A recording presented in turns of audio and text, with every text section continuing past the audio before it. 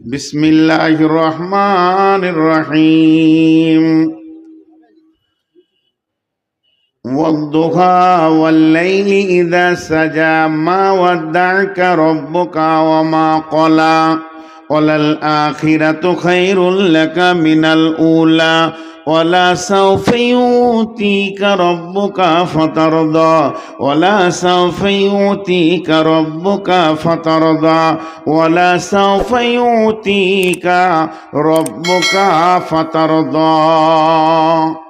জিবরাইল আমিন এসে নবীকে বললেন, নবী হে, তোমার আল্লাহ, তোমার রব তোমাকে অতি সত্বর এমন একটা জিনিস দেবে, তুমি খুশি হয়ে যাবি। এটা কখন বলেছিল? আল্লাহ নবীর কাছে ওহী বন্ধ হয়ে গেছিল। কয়েকদিন যখন ওহী আসেনি, তখন কাফের বেঈমানরা রসুলের বিরুদ্ধে একটা কথা রটাতে শুরু করে দিল এবং নবীকে সরাসরি বলতে লাগলো, ও মুহাম্মদ, তোর কাছে যে একজন খবর নিয়ে আসতো আসমানের, সে শয়তানটা কই? এরকম নোংরা কথা বলতো। আল্লাহ নবী চিন্তায় পড়ে গেলেন, খাওয়া দাওয়া ছেড়ে দিয়ে লম্বা হয়ে পড়ে গেলেন। আল্লাহ বুঝি আমার ওপরে নারাজ হয়ে গেছে, তার কারণ আর জিবরাইল আসে না, আর খবর লেনদেন হয় না, আসমান থেকে আমার খবরের রাস্তাটা বন্ধ হয়ে গেছে। তাহলে কি আল্লাহ নারাজ হয়ে গেছে? কিন্তু আম্মা জান আয়েশা ঘর ঝাড়ু দিতে শুরু করেছেন। ঝাড়ু দিতে দিতে দেখছেন খাটের নিচে একটা কুকুরের বাচ্চা মরে পড়ে আছে। আল্লাহর কুদরত, সেটা পচেনি, মরে পড়ে আছে। ওই বাচ্চাটা যখনই বের করে দিল, জিবরাইল আমিন ফওরান চলে এলো। কুকুর ছিল এর জন্য জিবরাইল আসেনি। আর আসার পর জিবরাইল আমিন যতগুলা কথা বললেন, তার মধ্যে একটা কথা বলছে কি, নবী হে, ওয়াদ-দুহা ওয়াল-লাইলি ইযা সাজা মা ওয়াদ্দা'আকা রাব্বুকা ওয়া মা ক্বালা ওয়ালাল আখিরাতু খায়রুল লাকা মিনাল উলা। ও নবী, তোমার উপরে আল্লাহ রেগে যায়নি, তোমার উপরে নারাজ নাই, তোমার সঙ্গে সম্পর্ক কেটেও দেয়নি। আল্লাহ তোমাকে এত ভালোবাসে, অতি সত্বর খুব তাড়াতাড়ি আল্লাহ তোমাকে এমন একটা জিনিস দেবে, তুমি রাজি হয়ে যাবি।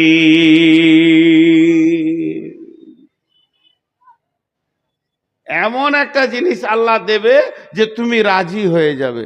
জিনিসটার নাম বলল না। আজও পর্যন্ত কোরআন হাদিসে কোথাও এর দলিল আসেনি যে এই জিনিসটা আল্লাহ রসুলকে দিয়েছিলেন। রসুল তো চলে গেল। আমাকে এসে আপনার মাদ্রাসার শিক্ষক ইনি কানে বলছে, ভাই আপনি বায়ানটা শেষ করেন।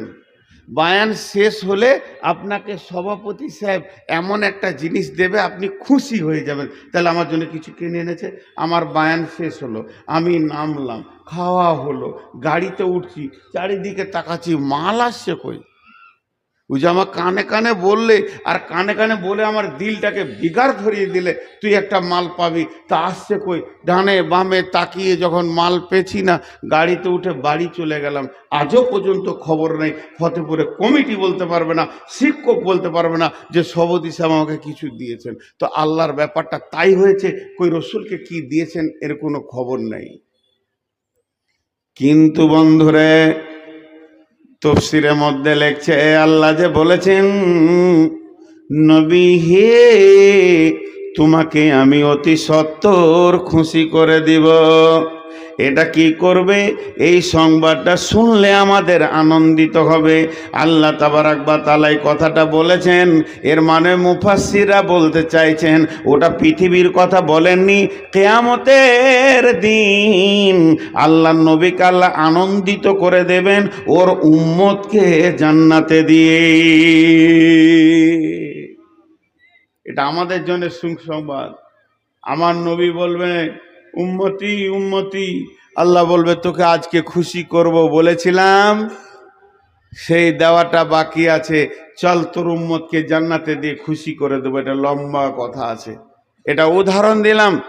তেমনি আল্লাহ যত যা বানিয়েছেন বানানোর কাজ শেষ।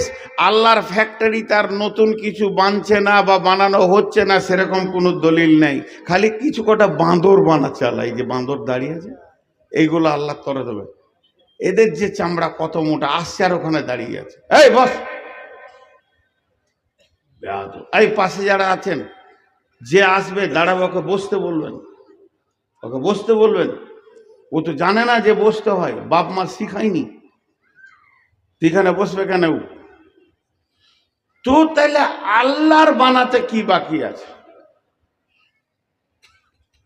আল্লাহর বানাতে কি বাকি আছে?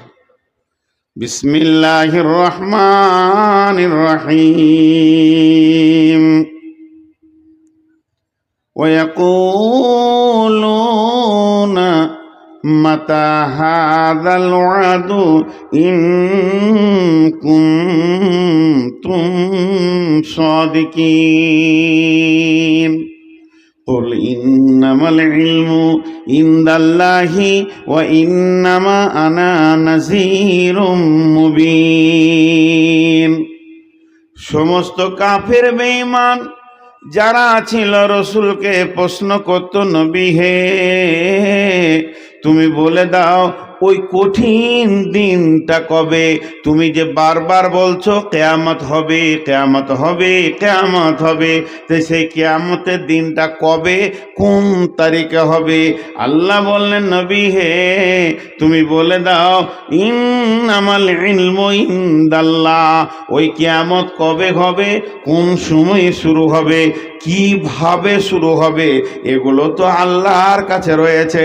এই জ্ঞানটা একমাত্র আল্লাহ ছাড়া কেউ জানে না। ও ইন্নামা আনা নাযীরুম মুবিন, আমি শুধু তোমাদেরকে ভয় দেখাতে এসেছি।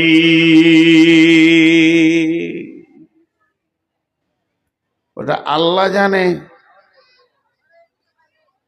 ওটা আল্লাহ জানে কিয়ামত কবে হবে। ভাই আমাকে 5টা মিনিট টাইম দেন আপনারা, 5টা মিনিট, আমি মেন জায়গায় যাই, এইটুকু সময় চাইছি। কিয়ামত হবেই, আর বেশি দূর নাই, কিন্তু কবে হবে, কিভাবে হবে, এর পুরো জ্ঞানটা আল্লাহর কাছে আছে, মানুষের কাছে নাই। মানুষের কাছে এর ইলম নাই। বিশ্ব নবীও জানতেন না। বিশ্ব নবী এতটা বলেছেন শুক্রবার হবে, 10 তারিখে হবে মুহররম মাসে, কোন সাল এটা বলতে পারেননি। কিয়ামতের নাম কিয়ামত, কিয়ামতের নাম মাহশার, কিয়ামতের নাম ইয়াউম, কিয়ামতের নাম ইয়াউমুদ্দিন, কিয়ামতের নাম ইয়াউমুল আযীম, কিয়ামতের নাম ইয়াউমুল ফসল, কিয়ামতের নাম সাআলা।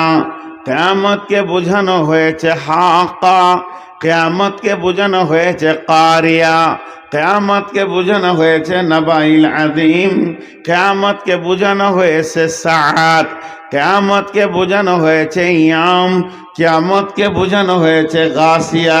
আল্লাহ তাবারাক ওয়া তাআলা কিয়ামতের ব্যাপারে এত গুরুত্ব দিয়েছেন, তার বান্দাদের কাছে খবর দেওয়ার ব্যাপারে কিয়ামতকে নানানভাবে বলে বলে একটা মানুষের ভিতরে কিয়ামতের ভীতু মানে ভয়ে ভীতিকে ভরার জন্যে আল্লাহ কোরআনের ভিতরে বিভিন্ন ভাষা দিয়ে কিয়ামতকে বুঝাতে চেয়েছেন।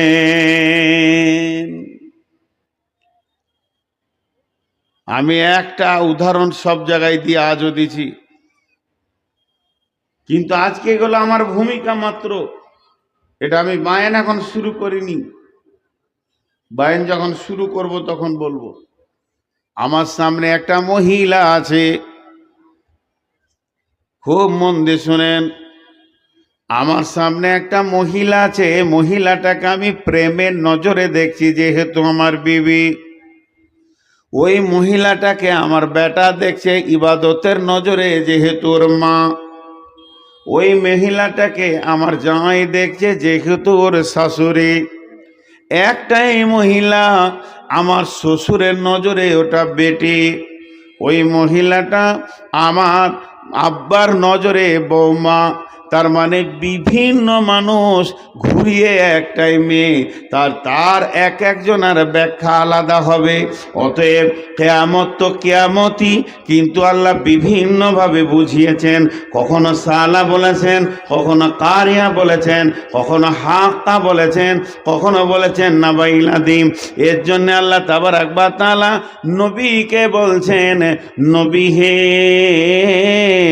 আম্মা ইয়াতাসাআলুন।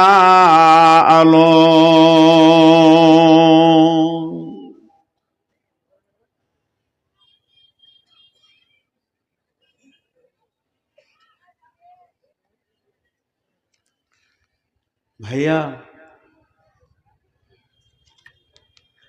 আম্মা ইয়াতাসাআলুন, কোন জিনিসের উপরে তোমাকে প্রশ্ন করছে? আমাদের মুসলিমদের সবথেকে সম্মানীয় ব্যক্তি হলো আলিম, আলিমউদ্দিন, দ্বীনের আলিম। তার থেকে যারা দিগ্গজ পণ্ডিত, তাদেরকে আমরা সম্মানী ভাষাতে ডাকি শায়েখ। শায়েখ মানে জ্ঞানের বয়োবৃদ্ধ, আমাদের গুরুজন। আর ইহুদি নাসারাদের যারা আলিম, ইহুদি নাসারাদের যারা আলিম, তাদেরকে বলা হয় পোপ। পোপ। আর ওদের সম্মানী নাম হচ্ছে যারা দিগ্গজ পণ্ডিত, ওদেরকে বলে পাপায়ে আজম। পাপায়ে আজম, এটা সম্মানী ডাক। তো একটা পোপ, পোপকে আরবিতে বলে হিব্র, আরবিতে বলে হিব্র। এই পোপ আল্লাহ রসুলকে প্রশ্ন করছেন। ওরা প্রশ্ন করত কি উদ্দেশ্যে? যে নবী মুহাম্মদ সাল্লাল্লাহু আলাইহি সাল্লামের মাথাটাকে বিগার লাগিয়ে দেব, ইসলামকে আর বুনিয়াদ দিয়ে এর প্রতিষ্ঠিত করতে দিব না। মানুষ মানুষের মাথার মগজের বিগার লাগাতে পারে, এত কুবুদ্ধি আছে মানুষের। একটা উদাহরণ দিচ্ছি, এই আমার হাতে এটা মোবাইল ভিভো প্রো 19। এখন আমি একটা দোকানদার, আপনি আমার দোকানে এসছেন, তা আমি বলছি মোবাইলটা ভালো, সব ভালো, হার্ড ডিস্ক ভালো, এর চিপ মেমোরি অনেক ভালো, ভালো ভালো ভালো ভালো ভালো ভালো 20 মিনিট আপনার পেছনে দিলাম, এরকম দাবি মোবাইল নাই। শেষকালে বলছি কিন্তু মোবাইলটা একটা, আর কিছু বললাম না, কিন্তু মোবাইলটা একটা। তখন আপনার মনটা বলছে কি রে, খারাপ আছে না ভালো আছে? কি বলছে, খারাপ আছে না ভালো আছে? আর নিলেন না।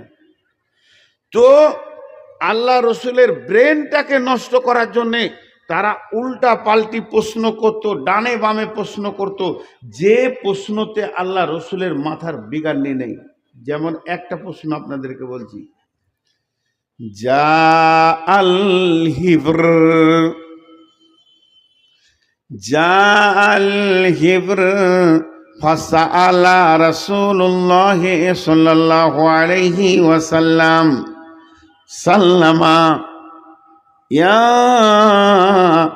মুহাম্মদ হাল তাদরি কদরুল্লাহ।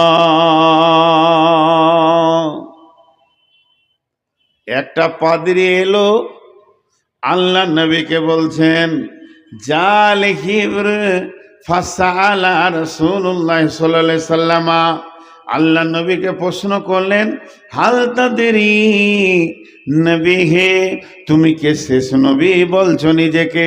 তুমি জ্ঞানী বলছো, তুমি নবীদের নবী বলে দাবি করছো, তো একবার তুমি বলো আল্লাহর ক্ষমতা সম্পর্কে তোমার কোনো জ্ঞান আছে কি? কাকে বলছে?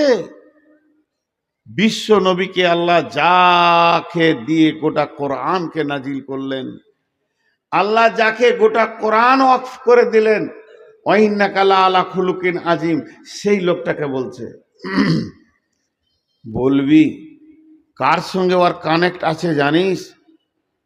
নবীজি শুরু করলেন, আল্লাহর ক্ষমতা জিজ্ঞেস করলেন, তো নবীজি শুরু করলেন, বিসমিল্লাহির রহমানির রহিম, وما قدر الله حق قدره والأرض جميعا قبضته يوم القيامة والسماوات مطوية بيمينه سبحانه وتعالى عما يشركون ونفخ في الصور فصعق من في السماوات ومن في الأرض إلا من شاء الله ثم نفخ فيه أخرى فإذا هم قيام ينظرون وأشرقت الأرض بنور ربها وأوتي الكتاب وجيء بالنبيين والشهداء وقضي بينهم بالحق وهم لا يظلمون ووفيت كل نفس ما عملت وهو أعلم بما يفعلون وسيق الذين كفروا إلى جهنم زمرا। আল্লাহ রসুল সূরা জুমারের আয়াতগুলো পড়তে লাগলেন। পোপটা তখন চোখে খালি সর্ষে ফুল দেখছে, কি বলছে রে মোহাম্মদ, কি বলছে, এত তথ্য কথা ও কোথা পেয়েছে? এই তো দুদিন আগে ছাগল চড়াচ্ছিল আব্দুল্লাহর বেটা, এই কথাগুলো কোথা থেকে পেয়েছে? আল্লাহর এত বড় ক্ষমতা, সমস্ত জমিনকে একটা মুষ্টিতে ধরবে, সমস্ত আসমানকে একটা মুষ্টিতে ধরবে, হিলাবে, বলবে আজকের দিনের মালিককে, তারপরে কিয়ামত কায়েম করবে, তারপরে সমস্ত মানুষকে সুর ফুঁকে এক জায়গায় জমা করবে। কোরআন আছে ফাইন্নামা হিয়া জাজরাতু ওয়াহিদা ফাইজা হুম বিসসাহিরা, আমি একটা আওয়াজ দিব, কোনো শব্দের মানে পাবি না, আয় বস ওঠ দাঁড়া চল ফির, এরম কোনো শব্দ আমার নাই, একটা আওয়াজ মারবো, সমস্তকে হাসরের মাঠে দাঁড় করিয়ে দেব। এই ক্ষমতা কার, কে বর্ণনা করছে? পাদ্রীর মাথা গোলতাল লেগে গেল, পাদ্রীর মাথা গোলতাল লেগে গেল যে এই ভাষাগুলো পেয়েছে কোথা থেকে? মরুভূমির একটা বালক। বন্ধু ঠিক এরকম বিশ্বনবীকে ঘন ঘন কোরআনে কতবার প্রশ্ন করা হয়েছে। সূরা নাবা, সূরা নাসিয়ার মধ্যে বলছেন, ইয়া আইয়ুহাল ইনসানু ইন্নাকা কাদিহু ইলা রাব্বিকা কাদহান ফামুলাকি। আল্লাহ বলেছেন। আবার সূরা নাসিয়ার মধ্যে বলছেন, বিসমিল্লাহির রহমানির রহিম, ইয়াসআলুনাকা আনিস সাআতি আইয়ানা মুরসাহা ফীমা আনতা যিকরাহা ইলা রাব্বিকা মুনতাহাহা কাআন্নাহুম ইয়াওমা ইয়ারাউনাহা লাম ইয়ালবাসু ইল্লা আসিয়াতান আও দুহাহা। কত শক্ত কথা। বাপ তোদের পায়ে ধরছি, বস, তোদের পায়ে ধরছি, তোরা আমার চোখের সামনে আর দাঁড়াচ্ছে না, আমার কলজেটা শেষ হয়ে গেছে। বাপ তোদের পায়ে ধরছি, তোরা বস, তোদেরকে খারাপ কথা বলিনি, তোদের পায়ে ধরছি, তোরা বস, বস, তোরা এখনো বস, আল্লাহ রস্তে, নাইলে এখান থেকে যা। গাফেলকে কোরআনের হাদিস শোনানো যায় না, গুনাহ হবে।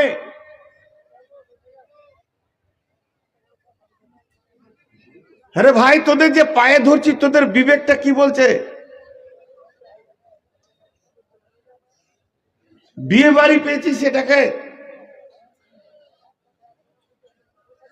আর কত ছোট হব বল?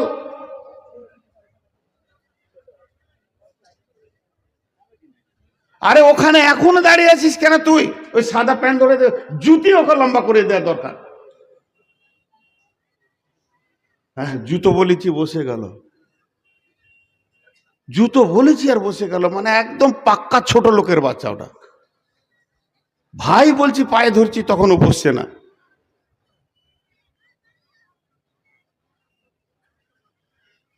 শুনেন, আপনারা বলবেন গুরুত্ব দিচ্ছেন কেন বসার ব্যাপারে? ও থাকলো তো কি হলো? একটা লোক, এই যখন এখন একটা কথা বলছি, আমি সুগারের রুগী, 2 মিনিট লিব এটা, আমি পেশাবখানা দিয়ে দৌড়ছি। একটা সুগারের রুগী যখন পেশাবের দিকে ধরে, ওর অবস্থা কি হয় জানেন তো?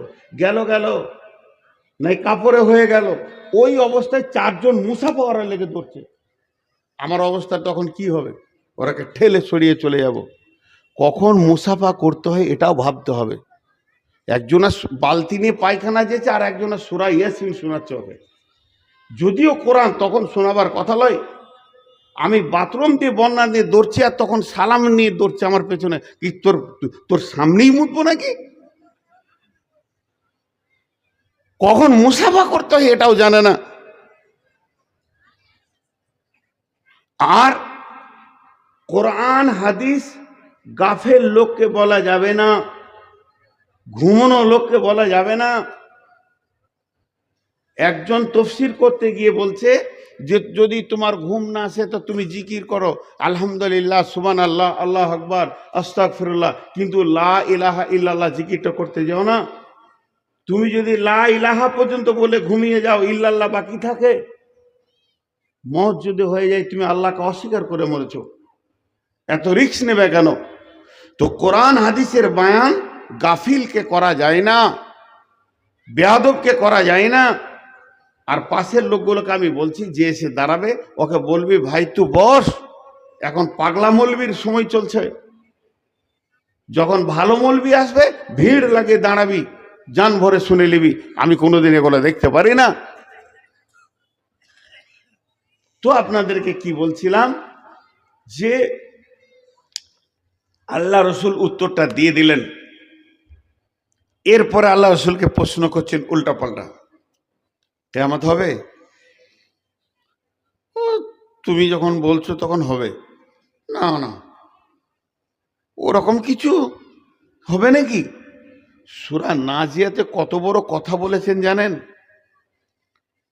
আল্লাহ নবী যখন কিয়ামতের কথা বলতে শুরু করলেন, তখন বেঈমানরা এসে নবীজিকে বলছেন বিসমিল্লাহির রহমানির রহিম, ওয়ান নাসিয়াতি গারকা, ওয়ান নাসিতাতি নাসতা, ফাসসাবিহাতি সাবহা, فالسابقات سبقا فالمدبرات امرا يوم ترجف الرادفة تتبعها الرادفة قلوب يومئذ واجفة قلوب يومئذ واجفة أبصارها خاشعة। আল্লাহ তাবারক ওয়া তাআলা বলছেন, ওদেরকে যখন বলা হলো যে আমার এমন যেমন ট্রেনিং করা ফেরেশতা আছে, পানিতে ডুবলেই যেমন মাছ নিয়ে চলে আসবে, তোমাকে কাউকে লাগবে না, ওই রকম ডুববে মানুষের ভিতরে, আত্মাকে টেনে হিঁচড়ে বার করবে। আমার ফেরেশতা আছে মৃদুভাবে বাঁধন খুলে দেবে, ওই ফেরেশতা প্রতিযোগিতা দ্রুত গতি, এত আসমানের দিকে দৌড়বে, একে অপরে প্রতিযোগিতা করবে। ওরা আমার হুকুম বহনকারী, ওরা আমার হুকুম বহনকারী। ডানেতে কাঁদিবে মাতা, বামেতে পরম পিতা, পদতলে প্রেয়সী অজর নয়নে, আত্মীয় স্বজন কানবে, তার ভিতরে এসে আত্মাটাকে টেনে বের করে নিয়ে চলে যাবে। এমন ও ব্যক্তি, ও আমার হুকুম ছাড়া পৃথিবীর কোনো চোখের পানি ওর দিলকে প্রভাব করতে পারে না। আজরাইল, আজরাইল জীবনে যতগুলো কাণ্ড করেছেন, যতগুলো মার্ডার করেছেন, আজরাইলের দিল একবারও কাঁপেনি। কারণ আতুর ঘরে বাচ্চাটা শুয়ে আছে, মাত্র 10 মিনিটে 1 ঘন্টার বাচ্চা মাকে নিয়ে চলে গেছে। আজরাইল একবার ভাবে না যে মাসুমটা এতিম হয়ে গেল।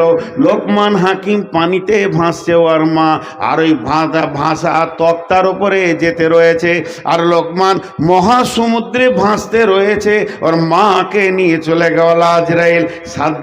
সাদ্দাতকে জান্নাতে ঢুকতে দেওয়া হয়নি। ঘোড়াতে একটা পা, লাগাম একটা পা, কড়া ধরে আছে, মধ্যস্থ অবস্থায় আজরাইল টেনে নিয়ে চলে গেছে। আল্লাহ বলছে জানিস কি, আমার হুকুম বহনকারীরা তোকে 1টা মিনিট আগে পিছে করতে দেবে না। ওলে কুল্লি উম্মাতিন আদাল হাত্তা ইযা দালুহা লা ইস্তাখিরুনা সাআতাও ওয়া লা ইস্তাকদিমুন। আমার ব্যাপারে বেশি প্রশ্ন চালিয়ে যাচ্ছিস। ইয়াসআলুনাকা আনিস সাআতি আইয়ানা মুরসাহা। নবী হে, একবার বলে দাও সে কিয়ামতটা কবে হবে। ফিমা ফাইনা আনতা মিন যিকরাহা, হে নবী কিয়ামতের সম্পর্কে তোমার কোনো জিকির নাই, সে জায়গায় তুমি কি বলবে না বলবে এটা তোমার বলার কিছু নাই, কিয়ামত তো আমার হাতে, আমি বুঝি। কিন্তু শুনে নাও, ওদেরকে উত্তর দাও, ইলা রব্বিকা মুনতাহাহা, তোরা যারা আমাকে প্রশ্ন করতে এসেছিস তোদের রবের কাছেই রয়েছে কিয়ামত কবে হবে। বেশি বান্দরামো করিস না, কিয়ামতের কতগুলো মাল জমা করেছিস বল, শোন সেই দিনটা কেমন হবে। ইয়াউমা ইয়ারাউনাহা ইয়াউমা ইয়ারাউনাহা লাম ইয়ালবাসু ইল্লা আশিয়াতান আও দুহাহা। 70 বছর পর তুই মরেছিস, 80 বছর পর তুই মরেছিস, 50 বছর পর তুই মরেছিস, এত লম্বা জিন্দেগি পেলি, আর যখন কিয়ামতের মাঠে উঠবি আল্লাহর সামনে বলবি ইল্লা আশিয়াতান আও দুহাহা, আমি দুনিয়াতে একটা সকাল কিংবা একটা সন্ধ্যা ছিলাম। তোর কি বিয়ে হয়নি? না না। ছেলে পেলে বলে না না। আর মা আমার, বোন আমার, তোমার প্রসব যন্ত্রণাতে কত কষ্ট পেয়েছো, তুমি 8টা ছেলের মা, মা অস্বীকার করে দেবে। আমি একটা সকাল একটা সন্ধ্যা পৃথিবীতে ছিলাম। আমি পুবার, আমার গ্রামের নাম, ওখান থেকে চিন্তামণি ফতেপুরের নামে গাড়িটা আমি ছেড়েছি। আমার গাড়ি দ্রুত গতিতে এখানে পৌঁছিয়েছে, মধ্যখানে শুধু একটা কাপ চায়ের জন্যে দাঁড়িয়েছি। এটা আমার জীবন নয়, ওটা আমার জীবন নয়, ওটা আমার বাড়ি নয়, ওটা আমার ঘর নয়, ওটা আমার যুগ নয়, ওটা আমার শতাব্দী নয়, ওটা আমার বছর নয়, ওটা আমার দিনকাল নয়, মাস সপ্তাহ নয়, মাত্র 2-5টা মিনিট দাঁড়িয়েছিলাম। তেমনি বলবে আমি মায়ের পেট থেকে কিয়ামত পর্যন্ত উঠেছি মাত্র দুনিয়াতে ইল্লা আশিয়াতান আও দুহাহা, একটা সকাল কিংবা একটা সন্ধ্যা আমি থেকেছি।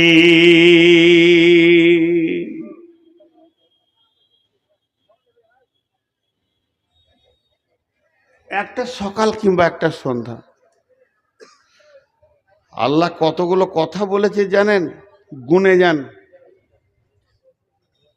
আমি পাশের লোকগুলো বলে রাখছি, কিন্তু ওরাও গুরুত্ব দিচ্ছে না। ওরা বলছে ওটা তোর ডিউটি, আমাদের তো ডিউটি লাই। এই যে 3 জন এলো, একটু বন্ধুত্ব করলো, আবার ঘুরে যেতে, ঠিক বিয়ে বাড়িতে যেমন চলে আর কি। গতকালকে জালসাতে বলছিলাম না, কালকে লাই পরশু, ওটা আজকেও বলি, প্রয়োজন হবে। এখন আল্লাহর সম্পূর্ণ দৃষ্টিটা আমাদের ওপরে। আমরা আল্লাহর নজরের ভিতরে আছি, নজরের বাইরে কেউ নেই। তো আজকের জন্যে বোঝাবার জন্য বলছি, আল্লাহর দুটো দৃষ্টি সম্পূর্ণ চিন্তামণি ফতেপুরের মাদ্রাসার কেন্দ্রিক আয়োজিত মহফিলে। আল্লাহ কাউকে দরকার নাই, সাইড থেকে পরামর্শের দরকার নাই, যুক্তির দরকার নাই। আল্লাহ নিজে দেখছে।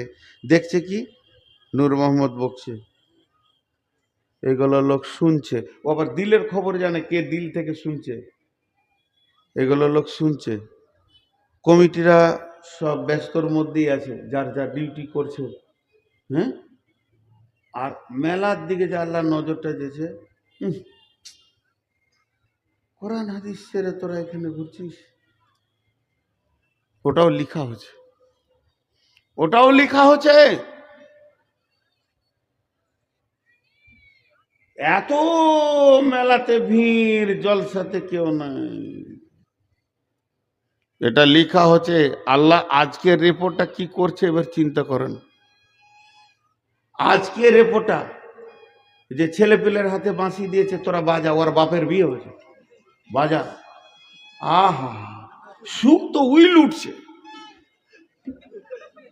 ওর মতো সুখে কে আছে বলেন? আজকে বাঁশি বাজিয়ে ও শান্তি করছে। যারা মেলাতে আছে ওরা মনে মনে বলবে, ফতেপুরে জালসাতে যে আনন্দটা পেয়েছি, আহা, এরকম আর কোনোদিন পাইনি। এইখানে যারা আছে ভাইরা আমার, আল্লাহ তাবারক ওয়া তাআলা বলছেন, যখন একটা সকাল সন্ধ্যা তুই নিজে বলবি। এবার আল্লাহ চ্যালেঞ্জ গুলা শুনেন। আলাম নাজআলিল আরদা বিহাদা ওয়াল জিবালা আওতাদা ওয়া খালাকনাকুম আজওয়াজা ওয়া জাআলনা নাওমাকুম সুবাতা ওয়া জাআলনাল লাইলা লিবাসা ওয়া জাআলনান নাহারা মাআশা ওয়া বানাইনা ফাওকাকুম সাবআন সিদাদা ওয়া জাআলনা সিরাজা ওয়া হাজা ওয়া আনজালনা মিনাল মুসিরাতি মাআন সাজ্জাজা লিনুখরিজা বিহি হাব্বান ওয়া নাবাতা ওয়া জান্নাতিন আলফাফা।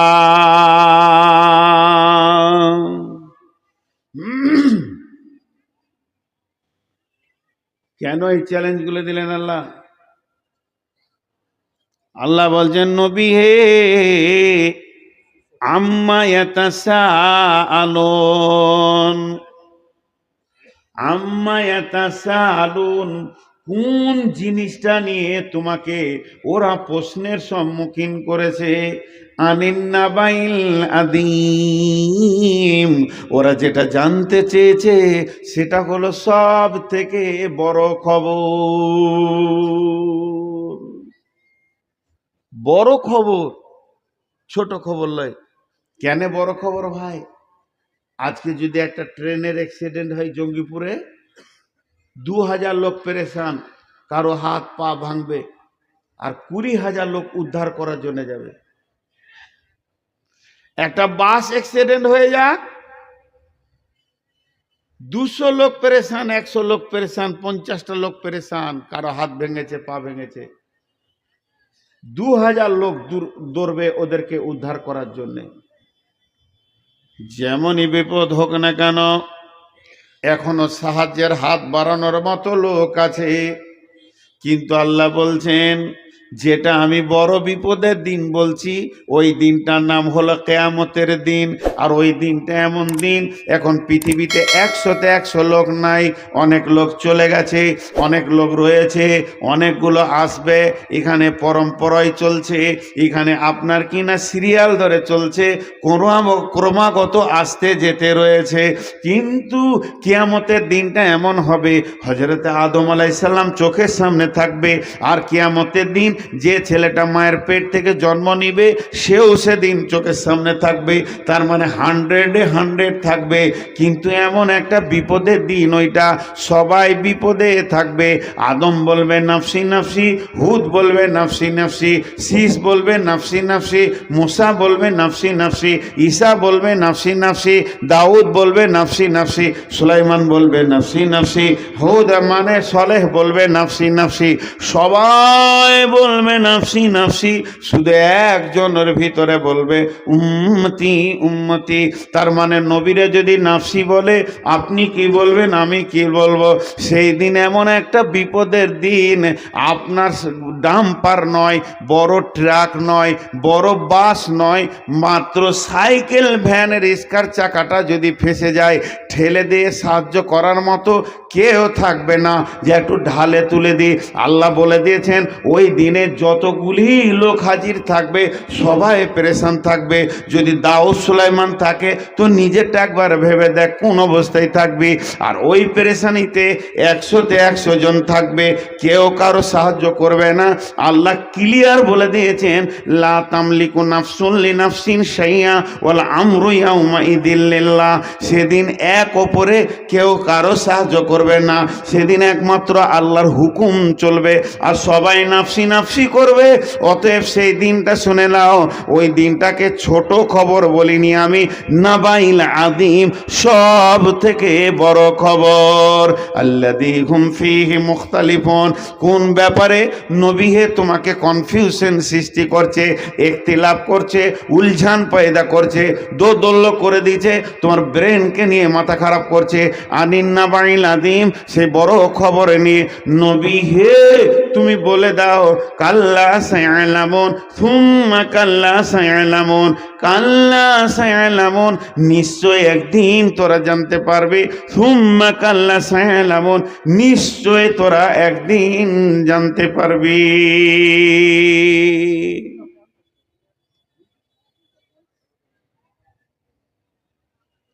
আল্লাহ চ্যালেঞ্জ দিতে, মানুষ দেয়নি। কত আর বলি, আল্লাহ চ্যালেঞ্জ দিচ্ছে।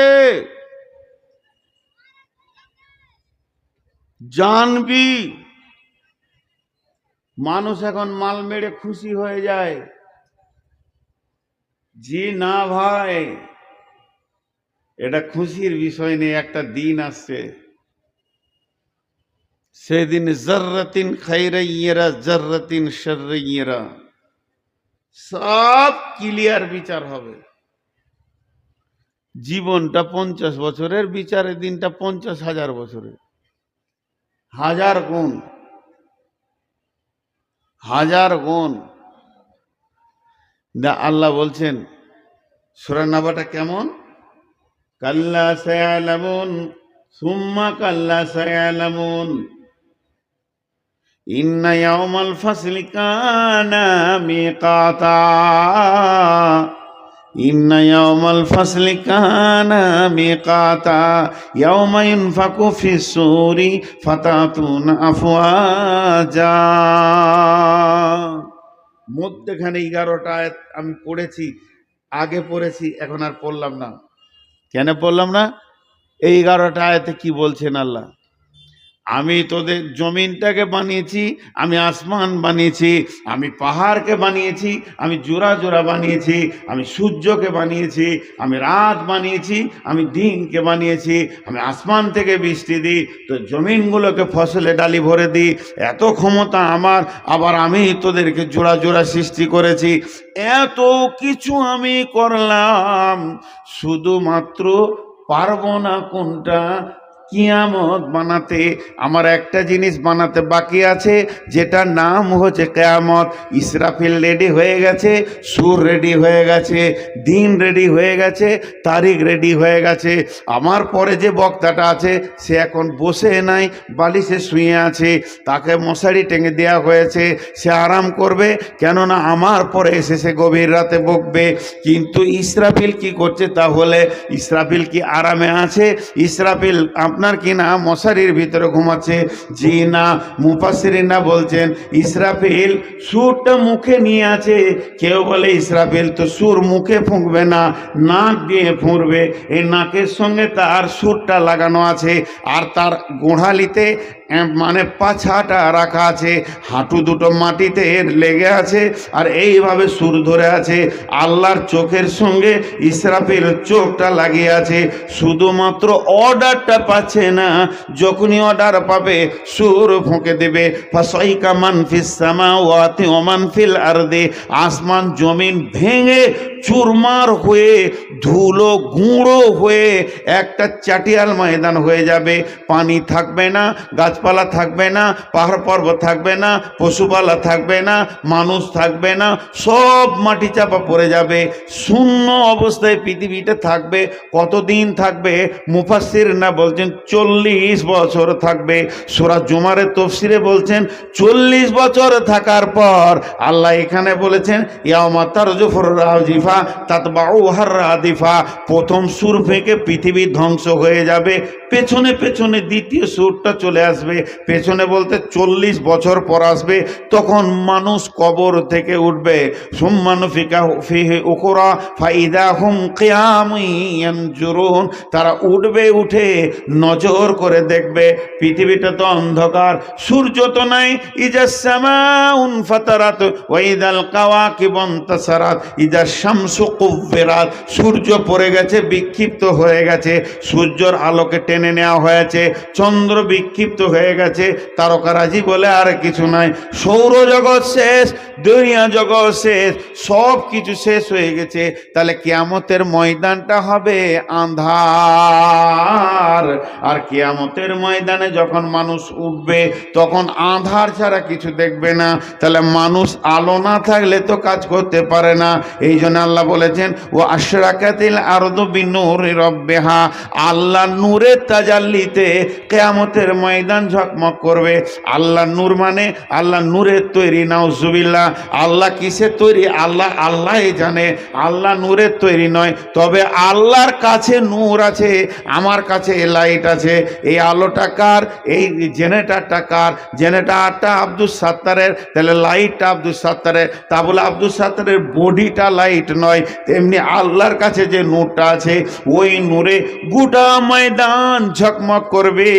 কিন্তু মুশকিল হলো ভাইরা, জিন নামে একটা প্রাণী আছে, আমাকে যদি দেখা দেয় আমি দেখতে পাবো, আমার পাশের লোকটা দেখতে পাবে না। এটা যদি আল্লাহ মাখলুক বানাতে পারে, ফেরেশতারাও জিন, ফেরেশতারাও হলো জিন। ফেরেশতাকে কাউকে যদি দেখা দেয় সে দেখতে পাবে, কাউকে দেখা না দিলে দেখতে পাবে না। তো ওই নূরের তাজাল্লিটা ওই কুদরতের থাকবে। যারা ঈমানদার তারা দেখবে, বেঈমানরা দেখতে পাবে না। আল্লাহ সূরা হাদীদে বলেছেন, আল্লাহ সূরা হাদীদের মধ্যে বলে দিয়েছেন, যারা তারাও না তারা দেখতে পাবে না, আর যারা ঈমানদার তারা দেখবে। ইয়াউমা তারাল মুমিনিনা ওয়াল মুমিনাতি ইয়াসআ নূরুহুম বাইনা আইদিহিম ওয়া বিআইমানিহিম বুশরাকুমুল ইয়াউম জান্নাতুন তাজরি মিন তাহতিহাল আনহারু খালিদিনা ফিহা ওয়া যালিকা হুয়াল ফাওজুল আযীম। ইয়াউমা ইয়াকুলুল মুনাফিকুনা ওয়াল মুনাফিকাতু লিল্লাযীনা আমানু জুরনা নাকতাবিস মিন নূরিকুম কিলা ইরজিউ ওয়ারাআকুম ফালতামিসু নূরা।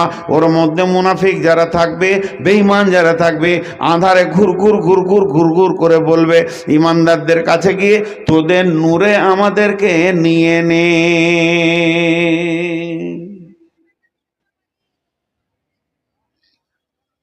নূর কম বেশি হবে? সূরা তাহরিম আছে নূর কম বেশি হবে,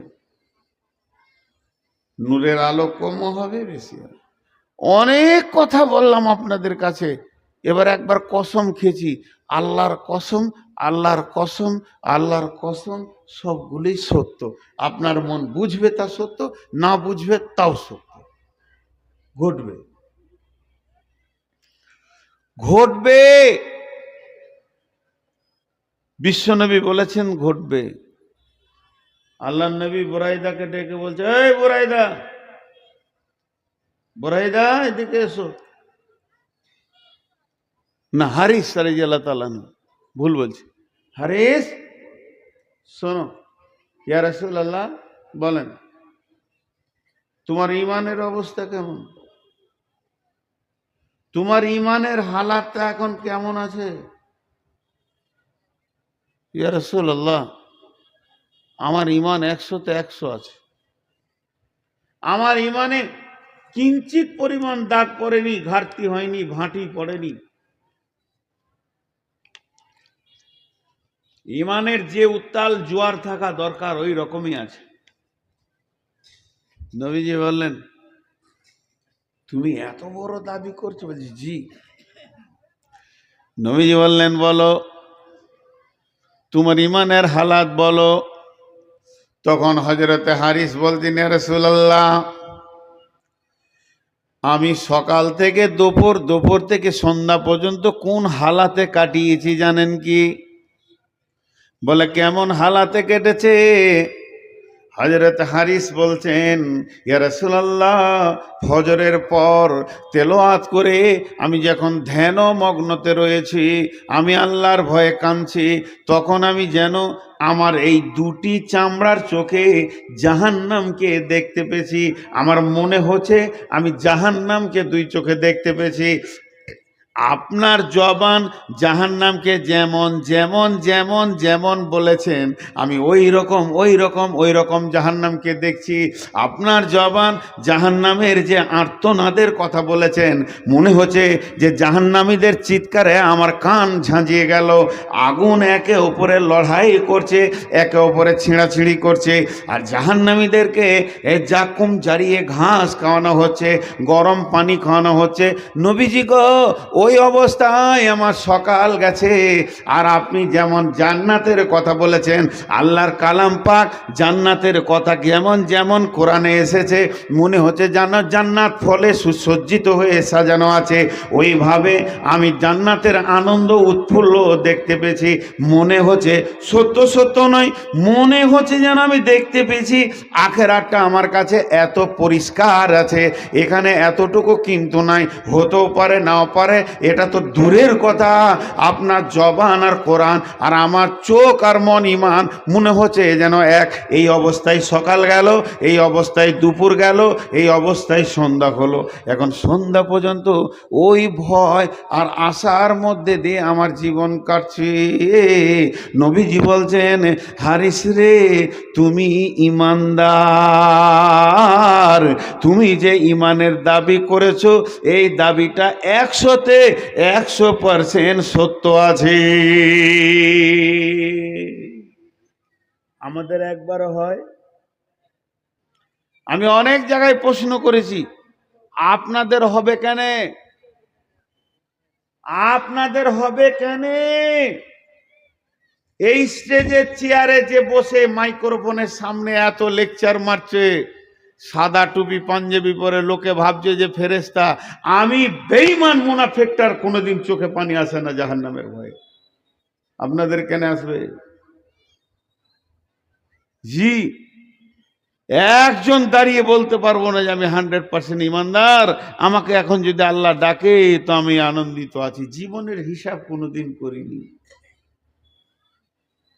কিয়ামতে কি হবে রে হিসাব করিনি। আমরা দুটো চোখ দিয়ে সারা পৃথিবীকে দেখলাম আর লোকের ভুল দেখলাম, নিজের ভুল কোনোদিন দেখিনি। আর কে কি করেছে দিন রাত খালি হিসাব করেছি, এই করলো, ওই হারাম খেলো, ওই টাকা করলো, ছিল না, ওর বাপের কিছু ছিল না, শালা ভিক্ষা করে খেত, আজকে কোটিপতি হয়ে গেছে। লোকের কথা বলতে বলতে জিন্দগি শেষ করেছি, কিন্তু আমি কোন প্ল্যাটফর্মে আছি একবারও দেখিনি যে আমি 2 নম্বরে আছি না 1 নম্বরে আছি, আমার গাড়িটা কোথায় যাবে। সাহাবারা জেলা মাজমানেরা লোককে দেখতেন না, নিজেকে দেখতেন। হযরত উমর কত বড় ডিগ্রি সম্পন্ন ব্যক্তি। হযরত উমরকে বলা হতো, হযরত উমরকে সাহাবীরা বলতেন মাওফাকুল ওয়াহি।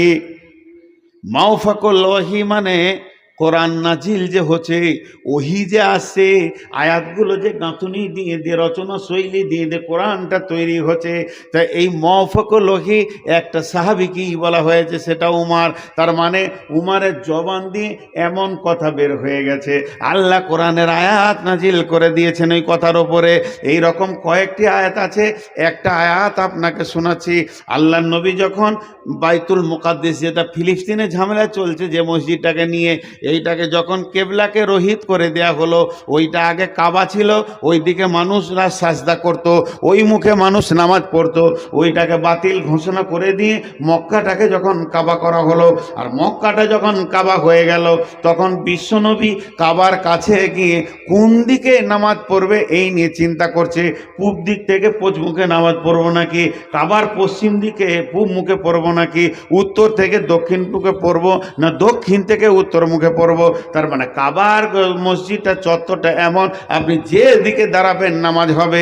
সাহাবীদেরকে জিজ্ঞাসা করছে, ওগো তোমরা আমাকে বলো, আমি নবী মুহাম্মদ কোথায় নামাজ শুরু করব?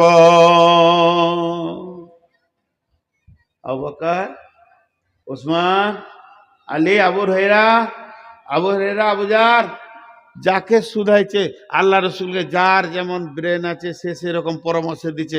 আর নিজের দিকে শুরু করবেন, করেন, একদিকে করলেই হলো, কাবার তো সব দিকে নামাজ হবে। উমারকে বলছে, উমার কোন দিকে শুরু করব? উমার বলছে, ইয়া রাসূলুল্লাহ আমাকে বলতে একটু সময় লাগবে, বলো। হযরত উমর বলছেন, ইয়া রাসূলুল্লাহ এটা কাবার পূর্ব দিক, ওটা পশ্চিম দিক। এবার আমার বলার কারণ হচ্ছে, কাবার পূর্ব দিকে রয়েছে আল্লাহর ঘরের দরজাটা, মানুষ যে দরজা ধরে হাউ মাউ করে কাঁদে। কাবার পূর্ব দিকে রয়েছে হাজরে আসওয়াদটা, কাবার পূর্ব দিকে রয়েছে কি না আপনার কি না মুলতাজিম, যেখানে বিশ্বনবী বুককে কাবাতে লাগিয়ে দোয়া করেছেন। হযরত ইবনে আব্বাস বলছেন, না বলেনি, হযরত ইবনে আব্বাস বলছেন বুক তো লাগিয়েছে, নবী কখনো কখনো গালটাকে এমনি করে লাগিয়ে দিয়ে দোয়া করেছেন, ওই জায়গায় দোয়া কবুল হবে।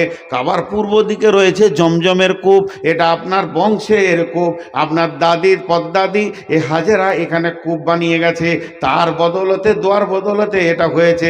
কাবার পূর্ব দিকে রয়েছে সাফা মারোয়া, এটাও আপনার দাদির দৌড়ে মৌজিদ মানে চিহ্ন হিসেবে আল্লাহ রেখে দিয়েছে। তাহলে কাবার পূর্ব দিকে সব রয়েছে। সর্বোপরি আমি উমার বলছি এই জায়গাটা গোটা মসজিদটা আল্লাহর, আর এই কাবার পূর্ব দিকে এই চৌহদি জায়গাটা হলো আপনার দাদার হজরতে ইব্রাহিমের। এই জায়গাটা আল্লাহ নাম দিয়েছে মাকাম ইব্রাহিম। এই মাকাম ইব্রাহিমটা আল্লাহ রেস্টি করে দিয়েছে কোরআনে, এই জায়গাটা ইব্রাহিমের। তাহলে ইব্রাহিমের জায়গা মানে আপনার বংশের জায়গা। আমি উমার বলছি ওই মাকাম ইব্রাহিমে আপনার বংশের পরিচয়টা রাখার জন্যে ওইখানে মুসল্লা রেখে নামাজ শুরু করে দেন। এটা হজরতে উমার বললেন, ওর চিন্তা চেতনার কথাটা বললেন। এমন সময় জিবরাইল আমিন বলছেন বিসমিল্লাহির রহমানির রহিম ওয়াত্তাখিযু মিন মাকামি ইব্রাহিম মুসাল্লা। তোমরা ইব্রাহিম নবী হে, তুমি তোমার মুসল্লাটা মাকামে ইব্রাহিমে রাখো, তোমার বংশের জায়গাতে রাখো। তার মানে উমারের চিন্তার সঙ্গে আল্লাহর চিন্তার কত মিল, উমারের চিন্তার সঙ্গে আল্লাহর চিন্তার কত মিল। আপনারা একটুকু ধৈর্য হন। ওকে মাওফিকুল্লাহি বলতেন, ওই জন্যে লোকটার দূরদর্শিতা জ্ঞান কত ছিল জানেন? লোকটার দূরদর্শিতা জ্ঞান কত ছিল জানেন? মদিনা মক্কা মদিনাতে একটা সবুজ গাছ হওয়া মানে আরবের মাটিতে হীরের জন্ম হওয়া। আর একবার বোঝানোর জন্য বলছি, হাজি সাহেবদেরকে জিজ্ঞেস করবেন, আরাফাতের ময়দানে প্রেসিডেন্ট এরশাদ আর আমাদের দেশে বদরুদ্দিন আজমল আসামের প্লেনে করে মাটি নিয়ে সেখানে নিমের গাছ লাগিয়েছে। কোনো গাছটা বড় বয়স হচ্ছে 37 বছর, কোনো গাছটার বয়স হচ্ছে 40 বছর। এইটার মতো পিন পিনে হয়ে আছে, কারণ আবহাওয়াতে বাড়ছে না। ওখানে প্রত্যেকটা গাছের নিচে ট্যাপ আছে, কিনা পানি তাদেরকে খাওয়ানো হয় সকাল বিকাল, তাও বাঁচে না। এই রকম মরুভূমিতে একটা সুন্দর গোছালো ছায়াদার গাছ রসুলের জামানায়। উমারের কত দূরদর্শিতা জ্ঞান এবার বুঝবেন। আল্লাহ রসুল ওইদিকে গেলে গাছের নিচে বসতেন, আবার একটা ডাল এইরকম আপনাদের আমের গাছের মতো চলে গেছে, ওইদিকে হাঁটতে গেলে মাথাটা নামাইতেই হবে, নাহলে এখানে ফেটে রক্ত বেরোয় যাবে। হজরে তোমার একটা কুঁড়ল লেগেছে গাছটা কাটার লেগে, হাজি মরুভূমিতে আল্লাহ দিয়েছে গাছ কাটবে, কারো সহ্য হবে? ফেরেশতা সাহাবীরা বলছে উমার, বলে কি হলো, কোথায় চলে? বলে গাছ কাটতে। গাছ কেন কাটবে? মরুভূমির গাছ তুমি জানো না? বলছে ওই জন্যই তো কাটছি। সাহাবীরা ভয়ে কেউ কিছু বলতে পারছে না, একটু মুডে লোক ছিল। আল্লাহ রসুল বলছে ইয়া রাসূলুল্লাহ, উমার ওই গাছটা কেটে দেবে। উমার এদিকে। নবীজি জানতেন যে আমার এই ছাত্রটা কই রকম, মাদ্রাসার শিক্ষক জানে আমার কোন ছাত্রটা কেমন। রসুল বেশি লম্বা কথা না বলে বলছে গাছটা কেটে দিবে। জি, তা আমি যেখানে ছায়ে বসি, বলে ওই জন্যই তো কাটবো। তো আরো রাগ লাগছে কি না? নবীজি বলছে তোমার নিয়তটা বলো। উনি বলতে শুরু করলেন, ইয়া রাসূলুল্লাহ, আপনি হলেন আমাদের মডেল, আপনি হলেন আমাদের আইডিয়াল। আপনার মতো করে আমরা চললে পুলসিরাত পার হয়ে জান্নাতে যাব, আপনার মতো করে চললে আমরা আখিরাতে বেঁচে যাব। তার মানে আপনার পেছনে একটা কলম চলছে, আপনি কেমন করে উঠা বসা চলা ফেরা পেশাব পায়খানা করছেন সব হাদিসে পরিণত হয়ে গেছে। আর ওই রকম করে করে কিয়ামত পর্যন্ত লোক চলে জান্নাতে যাবে। তাহলে আপনি যেই গাছটা নিচে বসছেন এটা হাদিসের পাতাতে চলে আসবে। রসুল এই গাছটা ভালোবাসতেন আর এই গাছের নিচে উনি বসতেন। আর যখন এই কথাটা হাদিসে গাছের পাতাতে চলে আসবে আপনার অনুপস্থিতিতে এমন কিছু বিগাড়ওয়ালা লোক আসবে দুনিয়াতে, যারা গাছতলা মাজার ভাজারে পূজা শুরু করবে। আর তখন যদি শুনে নেয় নবীজি এই গাছটার কাছে বসেছে, ওরা আল্লাহর কাবাকে বাদ দিয়ে গাছের পূজা শুরু করে দিবে। এর জন্য আপনার সামনেই আপনার গাছটা কেটে ওর জড় বুনিয়াদ দূরে দিব, পৃথিবীতে শিরকের বুনিয়াদ রাখবো না। নবীজি বলেন, উমার রে, গাছের শেকড় তুলে ফেলে দাও, রাখা যাবে না। কত চিন্তা শক্তি মজবুত ছিল যে আল্লাহ রসুল ওই উমারের কি টাইটেল দিলেন, লাউ কানা বাদি নবিয়ান কানা লাহু উমার, লাউ কানা বাদি নবিয়ান কানা লাহু উমার। আমার পরে যদি কেউ নবী হতো সেটা হযরতে উমার হতো। তাহলে কত দামি মানুষ ওই মানুষটাকে, তাহলে ওর কত আখেরাতের চিন্তা। এবার মানুষটার ডিগ্রি বললাম, মানুষটার কোয়ালিফাইডটা বললাম, মানুষটা কত দামি বুঝে নিলেন। একদিকে দূরদর্শিতা জ্ঞান, একদিকে আল্লাহর সঙ্গে তার কত মেল, যে আল্লাহ ওনার মুখ পানে তাকিয়ে অনেক আয়াত নাজিল করেছে। একদিকে বিশ্বনবী বলছে আমার পরে যদি নবী হতো তো উমার হতো। এই রকম ডিগ্রিওয়ালা লোকটা মসজিদে যখন ফজরের নামাজে আছেন, এমন সময় আবু লুলু বলে এক বেঈমান ইহুদি পেছন দিক থেকে একটা বর্ষা মেরে দিলেন। আরে বর্ষাটা পিঠে দিয়ে ঢুকে এই দিকে বেরিয়ে গেল। হযরত উমার এবার বুঝে নিয়েছে এটাই আমার জীবনের অন্তিম কাল। তার কারণ আল্লাহ আর হযরত উমার দোয়া করতেন, এ আল্লাহ তুমি আমাকে শহীদ করো আর মদিনার মাটিতে করো। তাহলে আমি এবার মদিনার মাটিতে আছি। হযরত উমারকে দুধ দেওয়া হচ্ছে, দুধটা মুখে ভরছে, পেটে যায় না, ক্ষত দিয়ে বের হয়ে গেছে। এই খবর মদিনাতে যখন ছড়িয়ে গেছে, সাহাবীরা দল বেঁধে চলে আসছে। হাই হাই হাই হাই, কি হলো দেখলেন, কত সূক্ষ্ম দৃষ্টি। ওই অবস্থাতে এবারে একজন সাহাবী ধরে আসছেন, ওর লুঙ্গিটা গুড়ালি নিচে আছে, আর ওই অবস্থায় হযরত উমার মৃত্যুর দরজা দিয়ে হাঁটতে রয়েছে, মওতের রাস্তায় চলছে, আর কিছুক্ষণের পর মওতের সোপান করবে। ওই অবস্থায় হযরত উমার এত কষ্টের ভিতরে উনি দেখেছেন যে রসুলের শূন্যটাই মেরে দিচ্ছে। তখন ওকে বলছে, এ আল্লাহর গোলাম, ওরে আল্লাহর বান্দা, ওরে রসুলের উম্মত, আমি উমার মরে গেলে কোনো দুঃখ নাই, আমি উমার মরলে ইসলামের কোনো ক্ষতি হবে না। তুই রসুলের সুন্নতটাকে বাঁচা, আগে সুন্নতটা তুই মেরে দিলি রে। রসুলের সুন্নতকে আগে তুল, গোড়ালির ওপরে কাপড়টা পর। উমার মরাটা বড় বিপদের কথা নয়, উমার মরাটা বড় দুঃখের কথা নয়, রসুলের একটা সুন্নত মরে গেছে, এটাই হলো বড় দুঃখের কথা। চিন্তাটা দেখেন, এটাও আমার বায়ানের বিষয় নয়, মাঝে বলে দিলাম। এরপরে বিষয়, হযরত উমার পড়ে গেছেন। উমারের বেটা যেমন বাঘের বাচ্চা, বাঘের বাচ্চা শিয়াল লয়, বাঘের বাচ্চা বাঘ। ভাই আমার জন্য দোয়া করেন, 506 সুগার আমার খালি পেটে, জিভ আটকে যাচ্ছে, জেনে পানি খেয়েছে, 506। আর সুগারের কথা মাইকে বলছি না ভয়ে, ওষুধ নিয়ে চলে আসছে, খালি জড়িবুটি। ঘরে 400 ডাক্তারের ওষুধ আছে। এই বডিটাকে যে কতজনা এক্সপিরিয়েন্স চালাচ্ছে আল্লাহ জানে, আল্লাহ মাফ করুক। তারা মহব্বত আনছে অবশ্য, সেটা বুঝতে পারছি, আল্লাহ তাদের ভালো দান করুক। তো ওই অবস্থায় হযরত উমার পড়ে আছে, মাথাটা, উমারের বেটা দৌড়ে এসে বাপের মাথাটা জ্যাঙ্গে দিয়েছে, মাথাটা আস্তে আস্তে লাগছে, আর বলছে, আব্বা আব্বা, আপনি তো মওতের রাস্তায় হাঁটছেন, তো এটা তো সুসংবাদ, কিছুক্ষণের মধ্যে আল্লাহর সঙ্গে আপনার মোলাকাত হবে। উমার কেঁদে উঠলেন। কাঁদছেন কেন? আপনাকে তো এত বিচক্ষণ মানুষ, আপনাকে এত হতাশা লাগছে কেন? ছেলের কথা দেখেন, বলে আগেকার ছেলেদের বুদ্ধি ছিল না, খালি এখন মোবাইল টেপে বুদ্ধি বেশি হয়ে গেছে। ছেলে বাপকে বলছে, আপনাকে দেখে হতাশা লাগছে কেন? তোমার চোখের পানিতে বলছে, তোর বাপের ইতিহাস তুই জানিস, তোর বাপ কত গুনাহগার, রসুলের জান নিতে গেছিল, মাথা কাটতে গেছিল এই বেঈমানটা।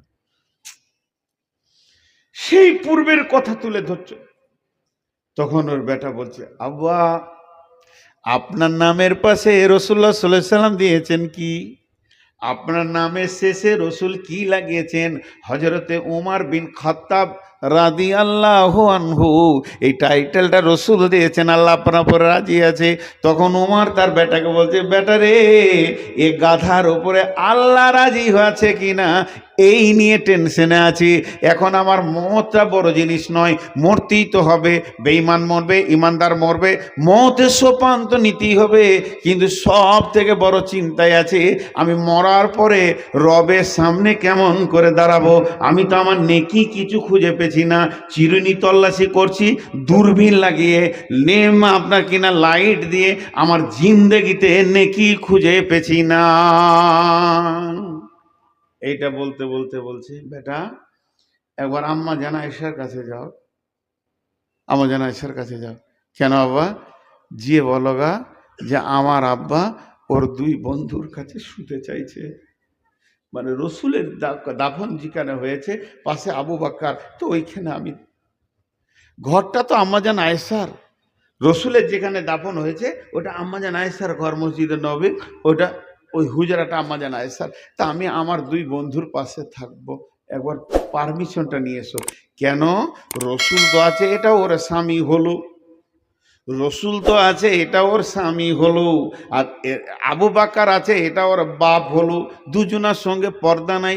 এরপরে যদি আয়েশা বলে স্বামী আর বাপের পরে আমি শুব, জায়গাটা রেখে দেয় তো রাখতে পারে, কারণ ওর জায়গা। আর আমি যদি শুয়ে যাই আয়েশার বড় বিপদ হয়ে যাবে। তাহলে একবার তুমি জিজ্ঞেস করে এসো আমার দুই বন্ধুর কাছে আমাকে শুতে দেবে কি না। বেটা গেল, উম্মুল মুমিনিনকে ডাকলেন, বলছেন আব্বা পাঠিয়েছে। কেন গো? আব্বার অবস্থা খুব খারাপ, মনে হয় যেন এখনই আল্লাহর মোলাকাতে চলে যাবেন। তা আব্বা মনের একটা আশা আপনাকে বলতে বলেছে। কি? বলে দুই বন্ধুর কাছে শুতে চাইছে, দুই সাথীর কাছে শুতে চাইছে, এটা পারমিশন দিবেন? আম্মা জানা এসে বললেন, জি আমি পারমিশন দিব।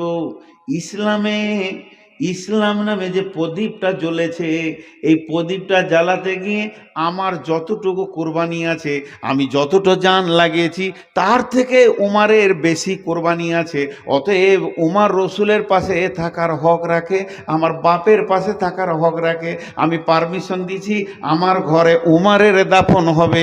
এবার ছেলে বলল আলহামদুলিল্লাহ, গিয়ে শোনাচ্ছে, হ্যাঁ আব্বাজি আলহামদুলিল্লাহ, সুসংবাদ, আম্মা জান আয়েশা পারমিশন দিয়েছে। তখন হযরত উমর বলছে, বেটারে তুমি একটা কাজ করিও, আমি মরে গেলে আমার লাশটা নিয়ে গিয়ে দাফন করার আগে আর একবার পারমিশন নেবে, কারণ আমি এখন বেঁচে আছি, এই জন্যই হয়তো চোখ শরমে বলে দিয়েছে হ্যাঁ জায়গা দিব, আর মরে যাওয়ার পর যদি দেয় তবেই দাফন করবে। এরপরে বেটাকে বলছে, যে উদ্দেশ্যে এত বড় ঘটনা শোনালাম, এবারে মেন উদ্দেশ্য বলছি, বেটা তোর জাং থেকে মাথাটা মাটিতে নামিয়ে দে। আমি তো জীবনে কিছু করতে পারিনি, আল্লাহর কাছে কি করে মোলাকাত করব? সামনে আমার দিন চলে এসেছে, আমি আল্লাহর সামনে কেমন করে দেখাবো? তাই আমার মাটিতে যদি মুখটা নিগড়ে নিগড়ে মতটা হয়, আর এই দৃশ্য দেখে আমার রব যদি আমাকে মাফ করে দেয়, তাহলে উমার সেদিন বেঁচে যাবে। ভাইরা আমার, তাই আল্লাহ তাবারক ওয়া তাআলা বলছেন, ইয়াসআলুনাকা আনিস সাআতি আইয়ানা মুরসাহা।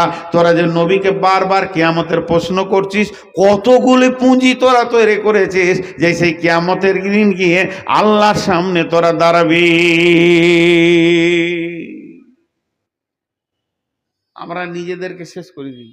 জি ভাই, বক্তা এলো, নিয়ে আসেন, আর 10 মিনিট চালাই, চলছে না, মাথা ঘুরছে যে 500-এর উপরে শুনি, ডেকে পাঠান, পড়ে যাবো আমি, মাথা ঘুরে পড়ে যাবো না, পড়ে যাবো, আমার মাথা ঘুরছে। আপনার সঙ্গে আমি কোনো ধোঁকাবাজি কথা বলি না, আপনার সঙ্গে একটা মনের সম্পর্ক। ভাই আমার জন্য দোয়া করবেন, কারণ আমার 506 সুগার নিয়ে বকছি, মানে আমার শরীরটা পারমিট করছে না। আপনারা যে বসে আছে এখন, যে কটা আছেন এ কটা সলিড মাল আছে, এবার বুঝতে পারছি এরা আল্লাহর জন্য আছে। আমি আপনাদের ইমানের খবর জানি না, দিলের খবর জানি না, কিন্তু ওপর দেখে তো আমি এইটুকু বলবো মেঘ উঠেছে পানি হবে, এটা তার গায়েবী খবর নয়।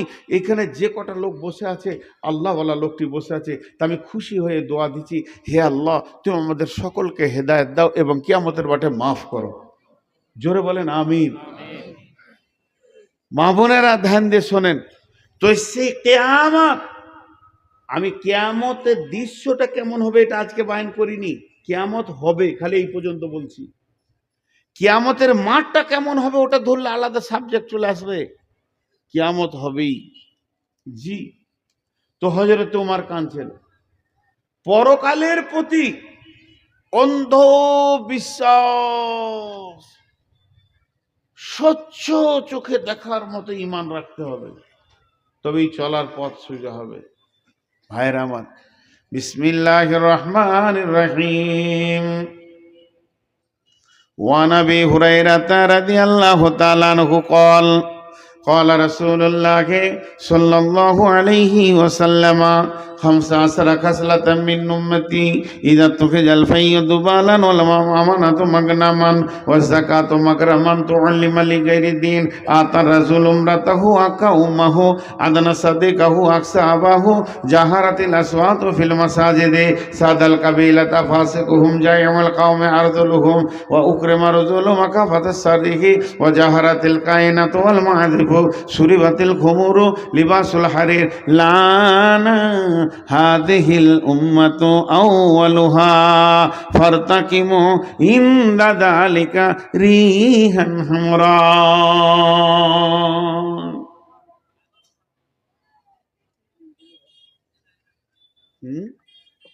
কি বলে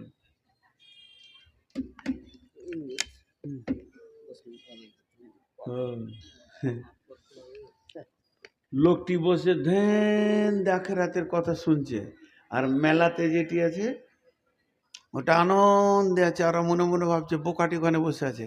আর মাদ্রাসা কমিটির ভিতরটা বলছে কখন টাকার কথা বলবে রে, কখন টাকার কথা বলবে। একটা বায়ান শুনে নিয়ে এরা খালি টাকা বললেই দিল খোশ। হাসিটা দেখেন কেমন দিয়েছে। জি ভাই, টাকা আপনি মাদ্রাসাকে দেবেন, কমিটিকে তো দেবেন না। আর এটা আর একটা জিনিস, আমাদের প্রচলিত ভুল, কিছু ভুল আছে যেগুলো ঠিক, কিছু ভুল আছে যেগুলো ঠিক।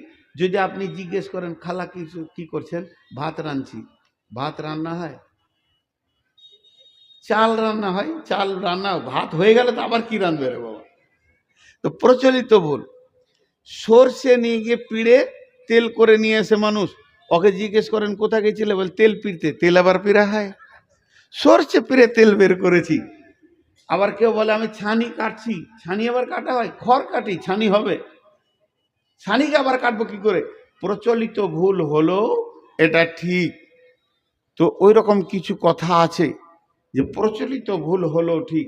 এই যে মাদ্রাসা কমিটি এদের দিল খালি বলছে টাকা, তা আমাদের প্রচলিত একটা ভুল আছে। কীরকম এখন আমি বলবো।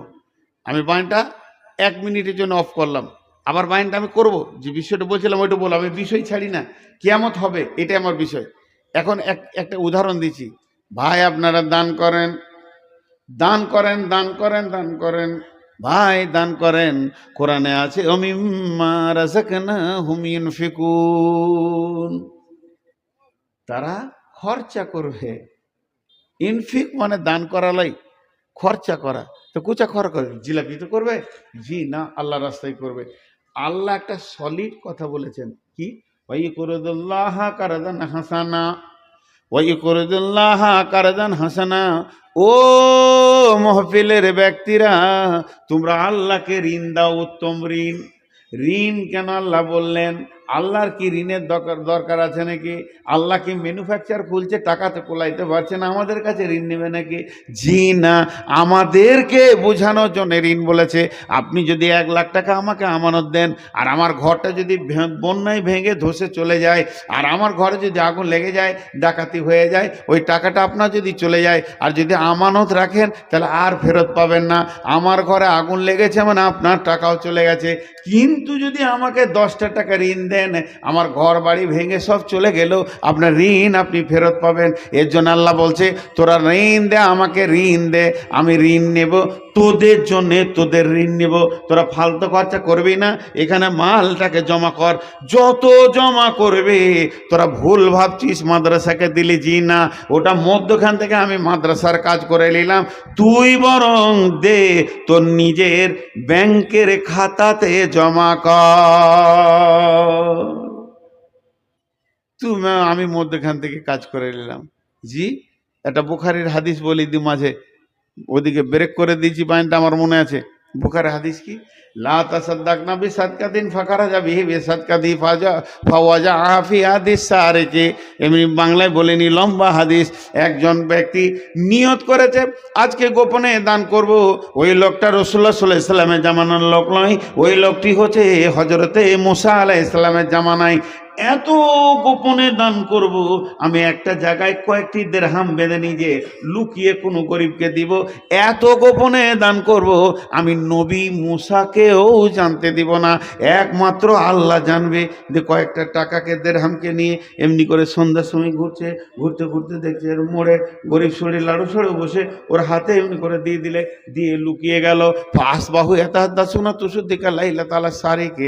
সকালবেলা যখন হয়েছে, চায়ের দোকানে 5টা লোক যেখানে আছে সেখানেই খালি একটা কথা চলছে, ওরে রে সন্ডে গায়ে কি ঘটনা ঘটছে জানিস, আজকে রাতে কি গোপনে দান করেছে, করবি কর, আমাদের গায়ে কালু ডাকাতকে দিয়েছে। মালটা চোরের হাতে পড়ে গেছে। ও দান করেছে কিন্তু মালটা কার হাতে পড়ে গেছে? চোরের হাতে। ও তো এবারে কেউ না জানলে ও জানছে, ও চোখের পানিতে কাঁদছে, আল্লাহুম্মা আল্লাহুম্মা লাকাল হামদ আলা সার, এ আল্লাহ তোমার চোরের প্রশংসা, তোমার প্রশংসা। আচ্ছা আজ কি করবো, আবার দান আরেকবার করে দেখি। ওই রকম সদকাকে নিয়ে বের হয়েছে, আজকে বেটা ছেলেকে দিব না, মেয়ে ছেলেকে দিব। কোনো রকম গিয়ে গোপনে একটা মেয়ের আঁচলে ফেলে দিয়ে নিজেকে চাদর ঢাকার আন্ধারে লুকিয়ে গেছে। পাঁচ বাহু তুসুদ্দাকা আলাল লাতা আলাল জানিয়া।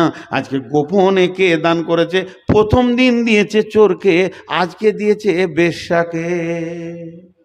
যা দুদিনই লস। ও কাঁদছে। আচ্ছা দান 3 দান দেখা যাক, আজকে আবার দান করো।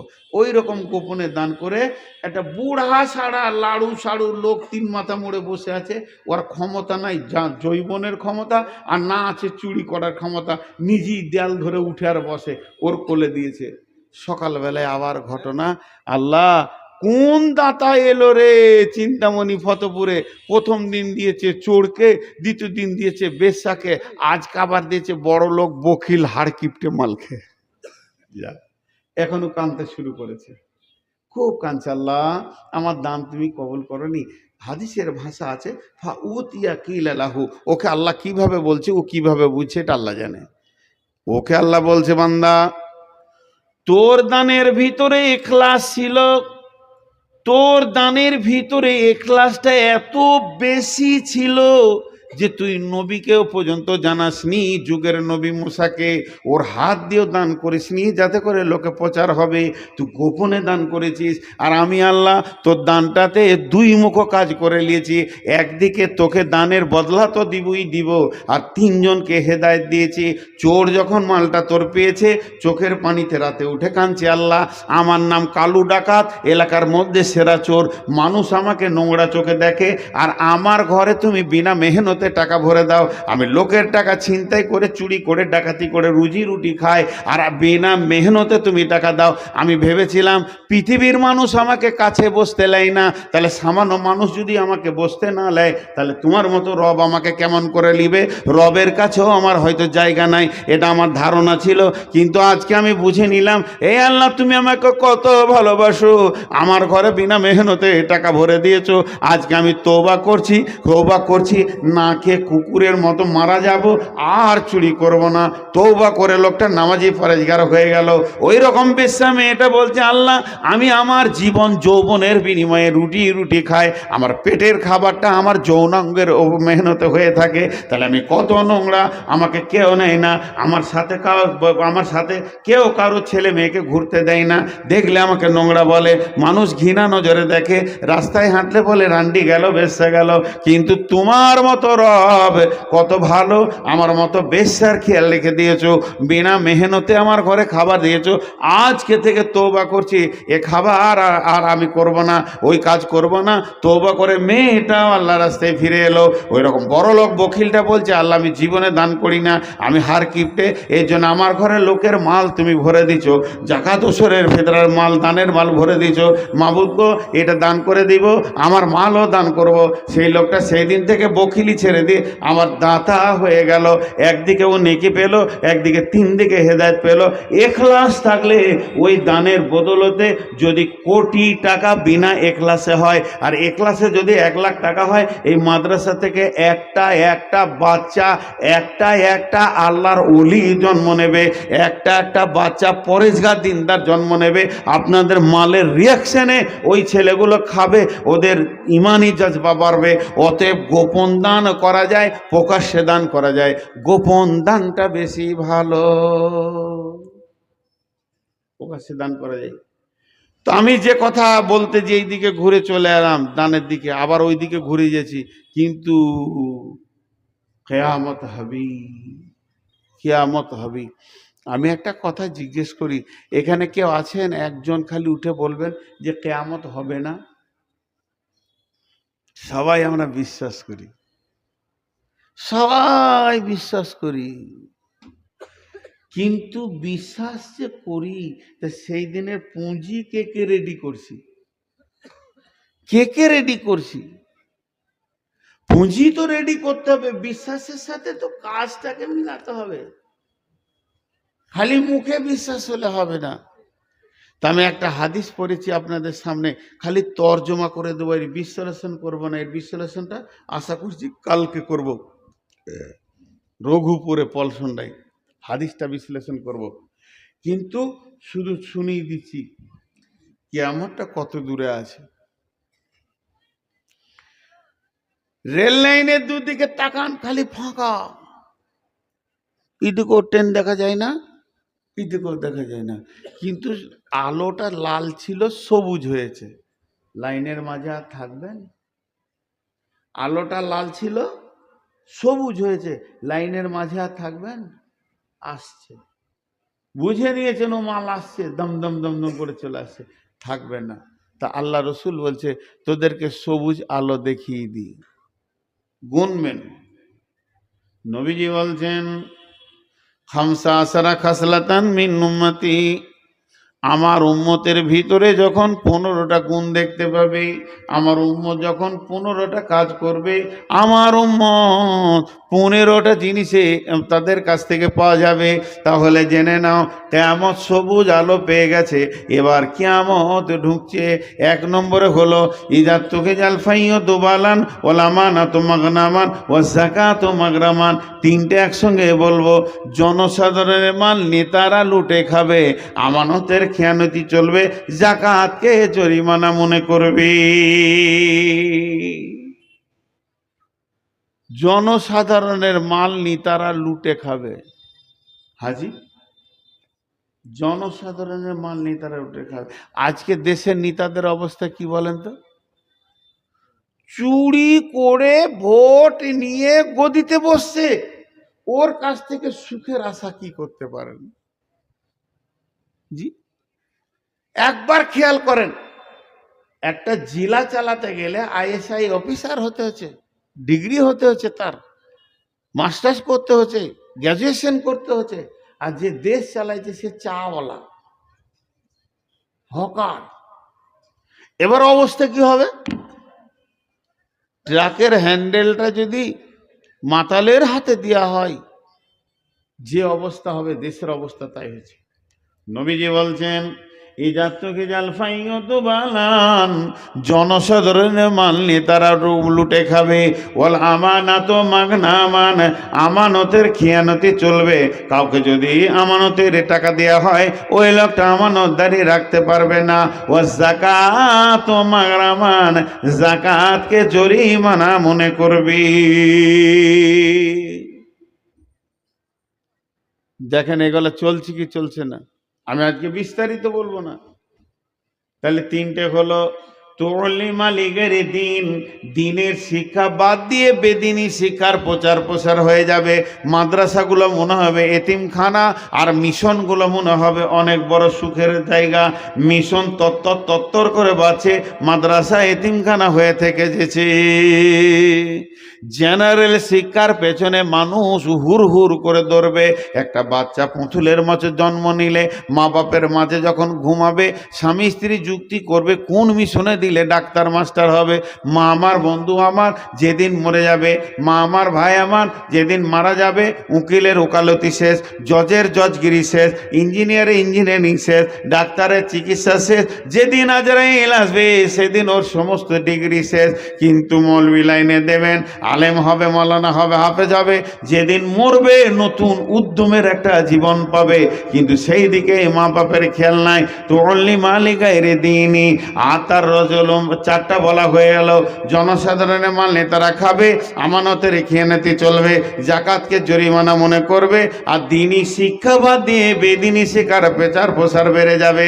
আর এক চারটা একসঙ্গে বলবো, দাগটা হয়ে যাবে। আতারা জুলমরা তাহু আক্কা উম্মাহু আদনা সাদিকাহু আকসা আবাহু।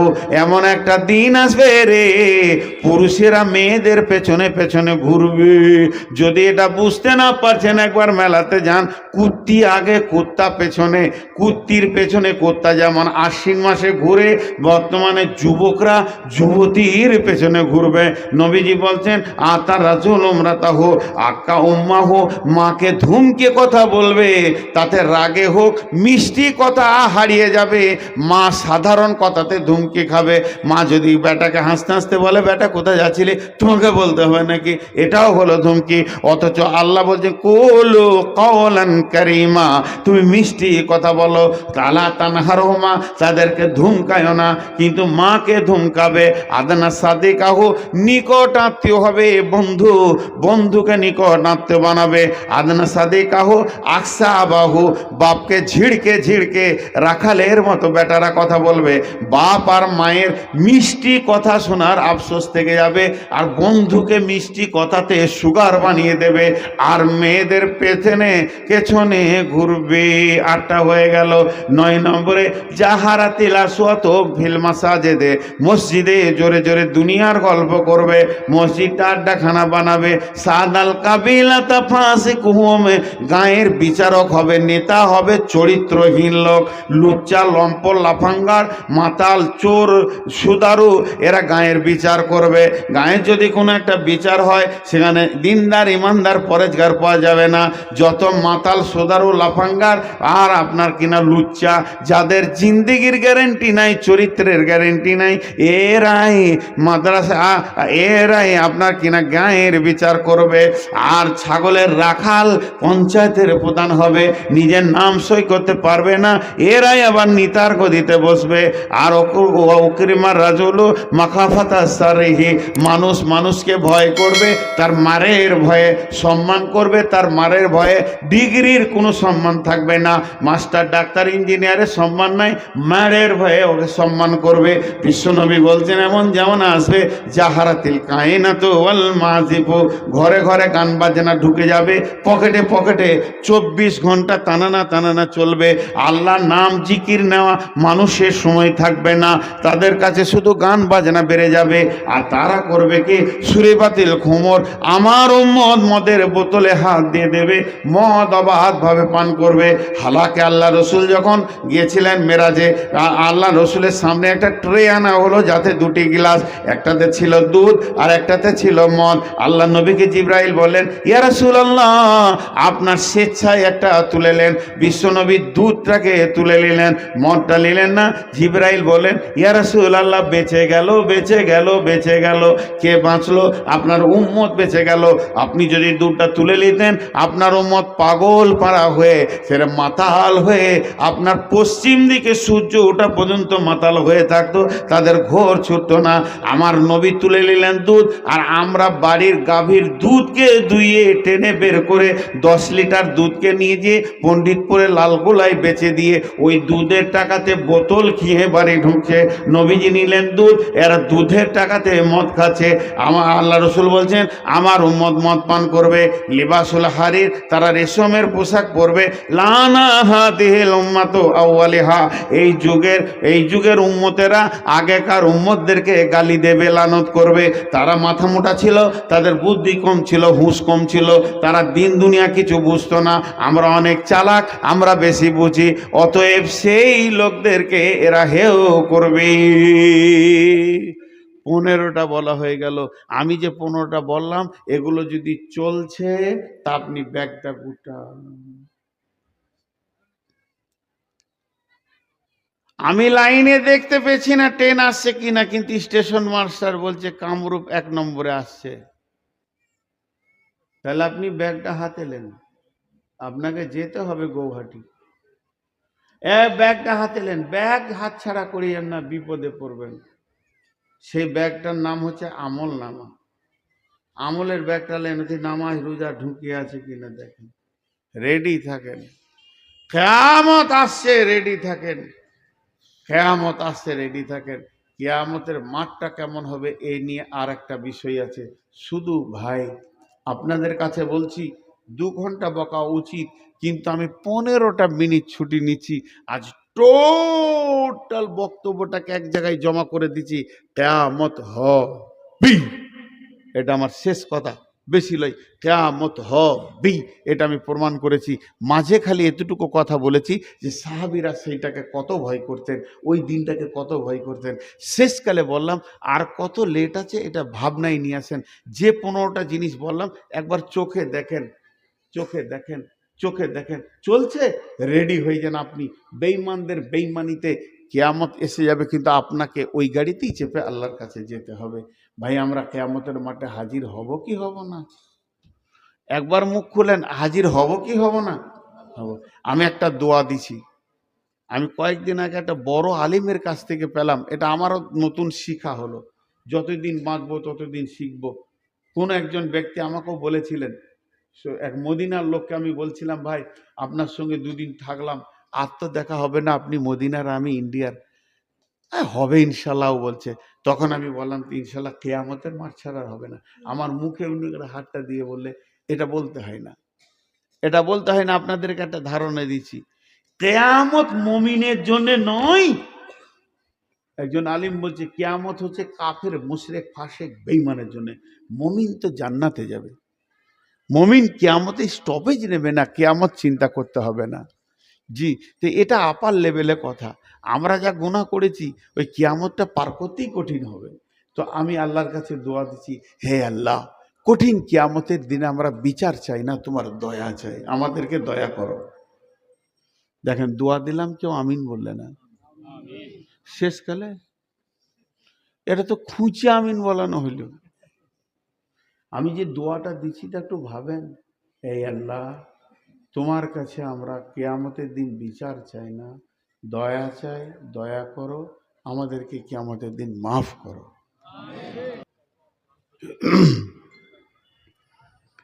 আল্লাহ তাবারাক ওয়া তাআলা সব করেছেন, কিছুই করেননি। এই কথাটা খুব পেঁচের কথা।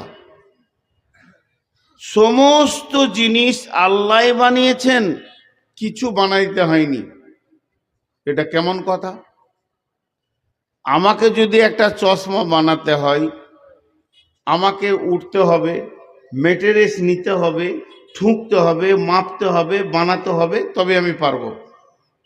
তার মানে আমার শ্রম লাগবে। আমাকে যদি একটা মোবাইল বানাতে হয় এর পেছনে শ্রম লাগবে, আমাকে যদি একটা গ্লাস বানাতে হয় এর পেছনে শ্রম লাগবে। কিন্তু আল্লাহ সমস্ত বানিয়েছেন আমার মতো করে নয়, শ্রম দিয়ে নয়। আল্লাহ বলেছেন হয়ে যা, হয়ে গেছে, কোন ফায়াকুন। ওই জন্য আল্লাহ সব বানিয়েছেন, কিছু বানাতে হয়নি, শ্রম দিতে হয়নি, মেহনত দিতে হয়নি, ওর পেছনে সময়কাল লাগাতে হয়নি। আল্লাহর খালি হুকুমটাই যথেষ্ট, হয়ে যা, হয়ে গেছে। তো আজ পর্যন্ত আল্লাহ যতগুলি জিনিস বানিয়েছেন আর বানানো কোনো জিনিস বাকি নাই, সব বানানো হয়ে গেছে। নতুন কোনো জিনিস আল্লাহ আবার এরপর বানাবে এরকম কোরআন হাদিসে কোনো দলিল নাই। শুধু আল্লাহ একটা জিনিস বানাতে বাকি রেখে দিয়েছেন, এবং সেই জিনিসটা বানাতে গেলে কি কি মাল লাগবে, কোন কোন মেটেরিয়ালস দিয়ে ওটা বানানো হবে, মাল এসে গেছে, বানানোটা বাকি আছে। সেটা কি? সেটা কি? এখন আমি আপনাদের কাছে বলবো, যে মাদ্রাসা কেন্দ্রিক আয়োজিত মাহফিল, মাদ্রাসার কমিটি থেকে জালসা কমিটি আজকে কয়েকটা মাস দিন খেটে ক্লান্ত হয়ে আজকে দুটি পয়সার মুখ দেখতে চাইছে। কারো ব্যক্তিগত এখানে স্বার্থ নাই, না আপনাদের আছে না কমিটির আছে। এইভাবে প্রসেসিং করে একটা মাদ্রাসা চালাতে হয়। কোনো আল্লাহর গোলাম আছে না একটা 10-20 হাজার দেনেওয়ালা? কোনো আল্লাহর গোলাম এই অধমের হাতে দেবেন তো আমি ওখানে নেকি পাবো? একবার বলেন, কোন আল্লাহর গোলাম আছেন একটা 10,000, 5,000, 10,000, 20,000 দেনেওয়ালা? দুর্গম গিরিকাম তোর মরু দুস্তুর পারাবার লঙ্ঘিতে হবে রাত্রিতে যাত্রী হুঁশিয়ার ভুলিতেছে দল দুলিতেছে তরি ভুলিতেছে মাঝি পথ। কে আছো নওজোয়ান হাঁকো আগুয়ান, হও আগুয়ান হাঁকিছে ভবিষ্যৎ। কে আছো আল্লাহর গোলাম, একবার উঠে দাঁড়ান। আল্লাহর দিনকে কায়েম করার জন্য আপনি আপনার আমল নামাতে 20,000 টাকা জমা করেন, 5,000 টাকা জমা করেন, মাশাআল্লাহ 1,000 টাকা দিয়েছেন। আর কেউ আছেন আল্লাহর গোলাম? আপনাদের বক্তা আসছেন ইনশাআল্লাহ। কত দূর আছে আমি কি করব? বলেন আল্লাহর গোলাম কে আছেন? রসুলের উম্মত কে আছেন? একবার মুখ খুলেন ভাই, বলেন। জি যা রে বলে না, দিবে না গো, দিবে না। জি 1,000 করেই দেন, আমি 5,000 চাইছি, তাও আমাকে কেউ টাকা দেয় না, কেউ দেয় না। এটা আমার আফসোস। আমাকে খালি একটা জিনিস দেয়, রাতের শেষে দেয়, টাকা দেয় না, রাতের শেষে দেয়। আর আমার আগের বক্তা এই যে হবিবুর রহমান, মাংস খেয়েছে, হাড় খেয়েছে, হাড়টা চুষে চলে গেছে, একটু লাগিয়ে যায় ঝাল মশলা, চুষে চলে গেল। এটা আমার কপাল। আপনারা 1,000 টাকা করে বলেন ভাই, 10 জন। জি কোন আল্লাহর গোলাম আছেন? 1,000 টাকা করেই বলেন, 1,000 টাকা করেই বলেন। একজন 3,000 দিয়েছে, তাও তাকে দেখতে পেয়েছি না কে দিয়েছে, দিয়ে চলে গেছে, মাশাআল্লাহ। তাহলে 1,000 একজন, 3,000 একজন। আর কেউ আছেন? আল্লাহর গোলাম। আচ্ছা আমার পরে বক্তা আছে, তাই আপনাদেরকে উঠাবো না। একবার চাদর দেন তো আমার তরফ থেকে। কত আছে বাবু? 5,000। দাঁড়ানো যাবে না 2 মিনিট? মতিউর রহমান কোথা বাড়ি? বাড়িটা বলছেন, ভাবছি হয়তো মূল্য আমার ঘর চলে যাবে নাকি। মাশাআল্লাহ, যাক 5,000 দিয়েছেন, আল্লাহ বরকত দান করেন। জি আর কে আছেন বলেন? চাদর দেন, 2-3টে চাদর দেন, ব্যাগ চাদর যা আছে দেন। মাশাআল্লাহ, ব্যাগ আছে ব্যাগ দেন, চাদর আছে চাদর দেন। এ ভাই আর কেউ আছেন?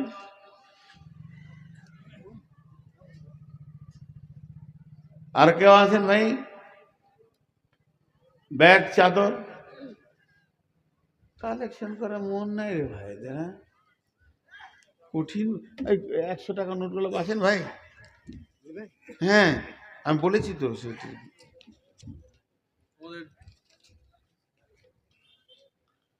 3,000। মাশাআল্লাহ। এই আল্লাহ এই পর্যন্ত যত জন দান করেছে দানগুলো কবুল করে নাও। আল্লাহ আমার হাতে দিয়ে যত জন দান দিয়েছে এদের দানকে তুমি গ্রহণ করো, এদেরকে মাফ করো, ক্ষমা করো। রুজি রোজগারে তুমি বরকত দাও, হালাল উপার্জন করো তুমি তৌফিক দাও। ছেলে মেয়ে ঘর সংসারে তুমি শান্তি বিরাজ করো।